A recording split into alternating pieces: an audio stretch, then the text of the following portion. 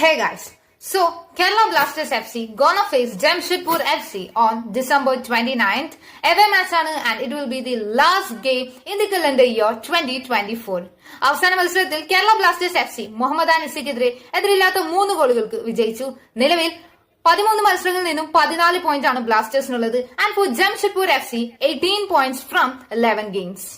So ഐഎസ്എല്ലിലെ മുന്നോട്ടുള്ള യാത്രയിൽ ബ്ലാസ്റ്റേഴ്സിന് വരാനിരിക്കുന്ന മത്സരങ്ങളിൽ നിന്ന് മാക്സിമം പോയിന്റ് സെക്യൂർ ചെയ്യണം. ജംഷഡ്പൂർ എഫ് സിയെ നേരിട്ടതിനു ശേഷം ബ്ലാസ്റ്റേഴ്സ് നേരിടേണ്ടത് പഞ്ചാബ് എഫ് സി ആണ് January 5th.